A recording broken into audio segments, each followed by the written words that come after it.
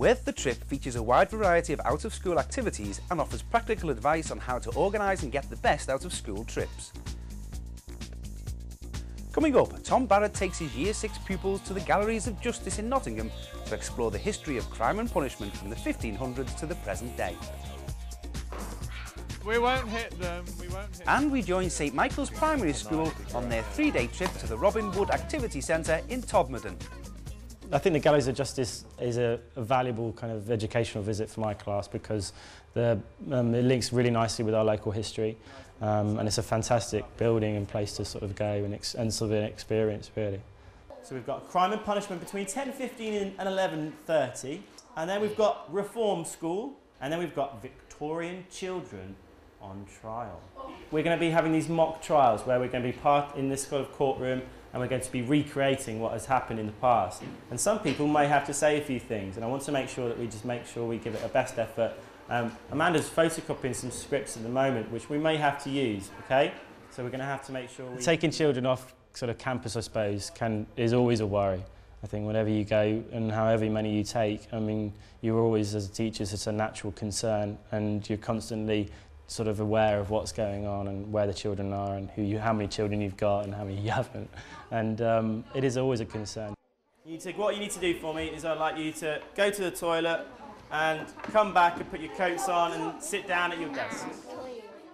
It's really important that any teacher, well, at least one teacher has a chance to go and see the venue before they take their children. I wouldn't envisage anybody taking a class of 30 children to a place they'd never been before, even if it is sort of led and sort of you know, the people there actually kind of guide you around, even so. Even with the most careful planning, problems can arise. Unfortunately, Tom has left something on the bus. So I'm going to ring the school to get the number of the bus company to get them to come back, and hopefully it won't be too far into Nottingham. Hi, it's Tom. The bus driver's driven off with the box that we need, and I need to get him back. The box, yeah, of resources that we need. Tom was unable to contact the bus driver and will have to organise extra worksheets at the venue. I mean, is there a way that we could obviously use what we've photocopied for my group this afternoon and Sarah can just use? Yeah, it's as the class teacher involved with the whole, I mean, looking after the 30 of my children, it varies in stress levels, I think. The stressful parts are just ensuring everything is running, really. So what's going to happen now is I'm going to take you all into court and we're going to witness a court case from the early 1830s that involves a man called George Beck. But unfortunately, George Beck's been dead for quite some time now, so what we need is somebody to volunteer to play George Beck in the dark today. So Sarah in the yellow, would you like to play George for us today? Now we'd also... The pupils witness a trial of their classmate in the original Victorian courtroom. So for the record, are you guilty or not guilty? No. The unhappy volunteer is sentenced and sent down to the cells. Before we have you taken from your cell, taken outside to a site of public execution, where you be hanged by your neck until you are dead, and may the Lord have mercy upon your soul. Yeah.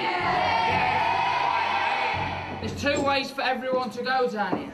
You notice that's for thieves and murderers, because thieves have got a bit of a chance while they're down here, okay? You have to pay me 7 shillings, which is about a month's wage, or pocket money, okay? And that will get you a nice cell. If you're a murderer, you don't get a choice. You go downstairs to the pits, which is a very dark place. Dark cave, there's no light down there. And also, you know something that's very disgusting is, there's also no toilets. So you have to go all over the floor. Now then, shift out my way a bit. Follow me. After their visit with the jailer, the pupils are hauled off to the women's jail to experience the harsh realities of prison life. Welcome to the ladies' prison. The year is 1856. When you enter the prison, your clothes will be taken away from you and you'll be issued with a uniform. But first, you're going to have a bath. Your bath's over there in the corner. As soon as you kind of arrive, you're on someone else's premises, really. And basically, they know it better than me.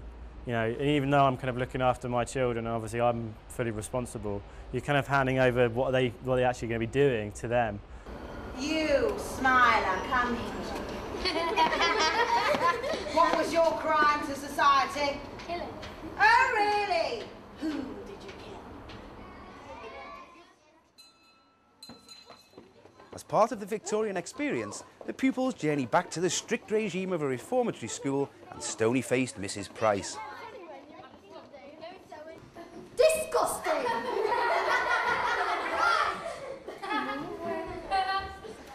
You are the scum from the slums of Nottingham!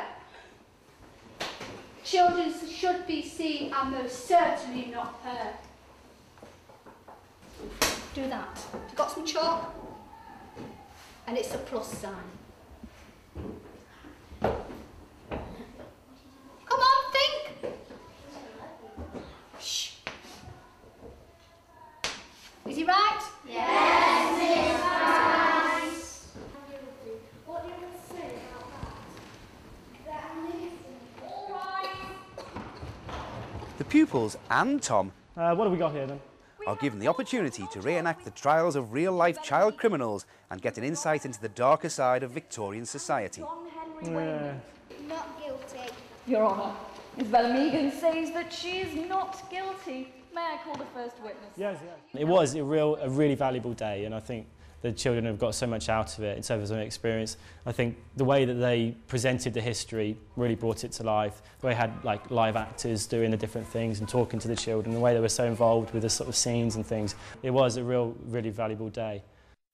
There are many similar trips available around the country. For example, the Dungeon in York offers a unique combination of real history, horror and humour, bringing gruesome goings-on back to life. The dungeons are not suitable for children under the age of 8. A visit to the Clink prison in London offers a good knowledge base for students studying crime and punishment in medieval and Tudor times. Ruthin Jail in Clwyd offers custom guided historical tours and explores the changes in attitudes over the centuries to crime and the treatment of those who break the law. The Tollhouse Museum in Great Yarmouth compares life in a Victorian prison to the experience of modern-day inmates. Richard Makin's Year 6 pupils from St Michael's Primary School in Warwickshire are on a 3-day activity trip in rural Lancashire. We've travelled for what, 3.5 hours, haven't we? And where are we now? Robbie Woods. Are we a little bit excited? Yes. Quite a bit excited? Yes. Looking forward to the next 3 days? Yes. We've been coming to Robin Wood for a number of years now, and we keep coming back because it's a very well organised establishment. Teachers have a large amount of responsibility taken off them with the sort of qualifications of the people here. The equipment here is good, the facilities are fantastic, and the report back we get from the children is always very, very positive. So they're always like, can we go again? Can we go again? So, and the teachers that have come over the years, always desperate to come too. So it's the complete package. Right then, so you two girls, come round here. You were the leaders for Point A. These trips sort of provide the facilities that schools don't have, with the instructors, the equipment, the scenery, the backdrop, that gives the children the opportunity to get out and do stuff that they wouldn't normally do. What's going to happen is that's going to sit on top of these rocks and keep that stable, and therefore that's going to keep that on, that one's going to keep that on, and so on and so forth. You've got these massive ones here keeping it all down. Right at the start, there's an introductory meeting, one meeting with the course manager and the teachers, where the teachers can talk through particular requirements of their group, and then there's a meeting with the course manager and the children, going through a few of the safety rules, the fire drill. We go through all of that at the start. Have they told you that the piranhas are real? Yeah. Great. The centre is in a magnificent hillside setting. The hill walk is the first activity. It's like in at the deep end, all raring to go, sitting on the bus, getting excited, and I'm right up a mountain. And now our next part. See what's happened to G there? See, it's a nice big bend. Yeah, and then That's slightly, so that's the right way around. so yeah, that's the bend. Oh. So our next letter's I.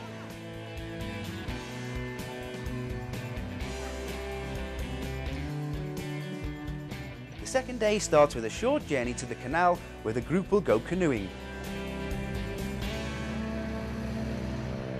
Qualified instructors take the session and offer advice throughout.